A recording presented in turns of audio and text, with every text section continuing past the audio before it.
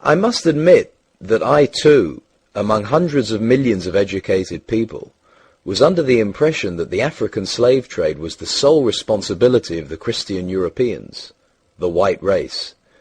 That is, until I started exploring the subject in greater depth, and especially after reading an incredibly enlightening book called The Legacy of Arab Islam in Africa by John Alambila Azuma.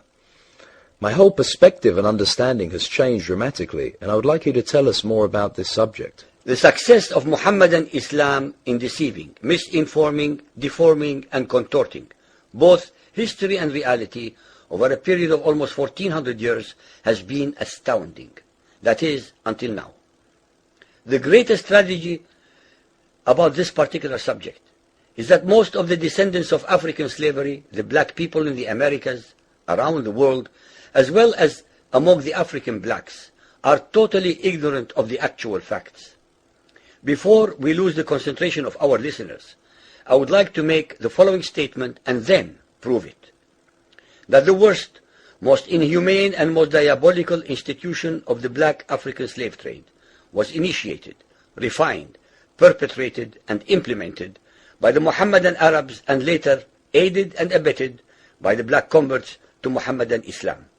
I predict that, as usual, the two subcultures, those of denial of facts and of political correctness, will attack us without once disproving a single statement and or conclusion that we make. Slavery was not created by the white races, because it has existed throughout human history and practiced by every tribe, culture, civilization, racial group, and religion. In fact, the very word slavery has its root in the name Slav, based upon the Slavic peoples of Europe who were subjugated by other Europeans. It is not common knowledge that the Arabic word abd is synonymous with the meaning of slave. For example, Abdullah means literally the slave of Allah, and that in the language of the Arabs, all black peoples are called abid, plural, for slaves. While much has been written concerning the transatlantic slave trade, surprisingly little attention has been paid to the Islamic slave trade across the Sahara, the Red Sea, and the Indian Ocean. While the European involvement in the African transatlantic slave trade to the Americas lasted for just over 3 centuries, the Arab involvement in the African slave trade has lasted 14 centuries, and in some parts of the Mohammedan world is still continuing to this day. The birth of Mohammedan Islam and its conquests brought about the birth of institutionalized, systematized, and religiously sanctioned slave trade on a massive and global scale. In fact, the Quran allows the taking of slaves as booty or reward for wars of aggression against any and all unbelievers, most of the human population. This has led to an enormous number of so-called holy wars, jihad in Arabic. There was and is absolutely nothing holy about these wars, which are primarily to plunder, slaughter, rape, subjugate, and rob other human beings of their wealth, produce, freedom, and dignity. Mohammedan Muslim states and tribes attacked other non-Muslim groups to achieve these objectives. Although Islamic jurisprudence laid down regulations for the treatment of slaves, however, incredible and heinous abuses have occurred throughout the history of Mohammedan Islam. By the Middle Ages, the Arabic word abd was in general used to denote a black slave, while the word mamluk referred to a white slave. Ibn Khaldun, 1332 to 1406, the preeminent Islamic medieval historian and social thinker, wrote, "The Negro nations are, as a rule, submissive to slavery, because they have attributes that are quite similar to dumb animals." It should also be noted that black slaves were castrated based on the assumption that the blacks had an ungovernable sexual appetite.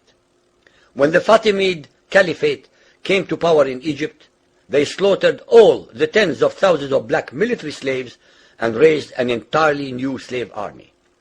Some of these slaves were conscripted into the army at age 10.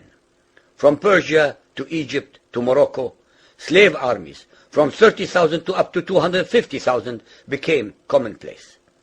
The Islamic slave trade took place across the Sahara Desert, from the coast of the Red Sea, and from East Africa across the Indian Ocean.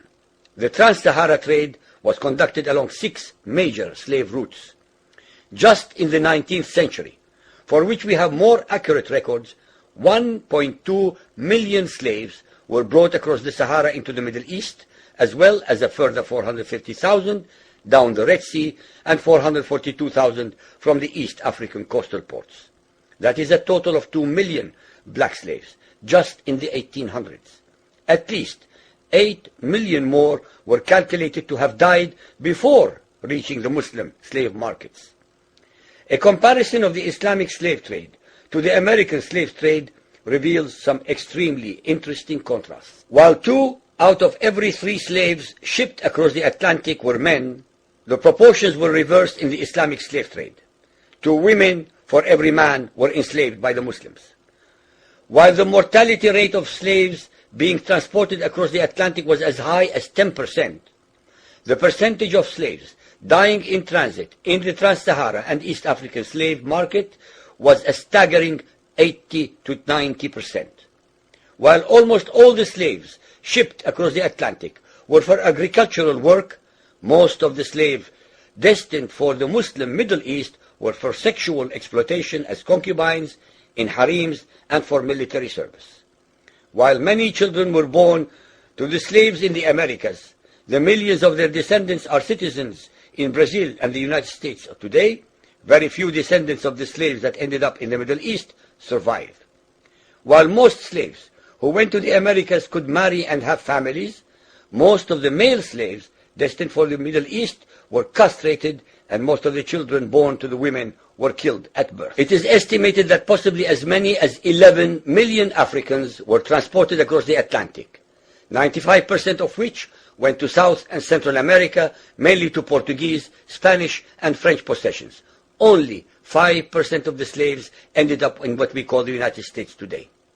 However, a minimum of 28 million Africans were enslaved in the Muslim Middle East.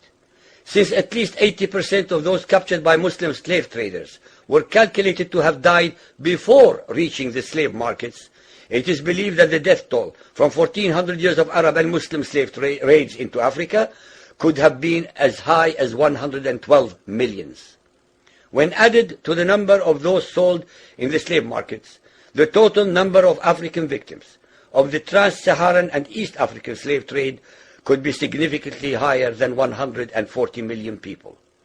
What is obscene about this whole subject is the Muhammadan, Muslim, and Arab culture of denial regarding their complicity in the African slave trade, as well as the ignorance of black Muslims about the reality of their past and present conditions. The statistics and reports above are based upon the logbooks kept at the African slave ports, ship logs, travelers' reports, eyewitness accounts, etc. Ladies and gentlemen, the facts and reality of Muhammadan Islam's complicity in the slave trade and their inhuman depravity are infinitely more devastating, more staggering, and more incomprehensible than all the nightmare fictions in the world.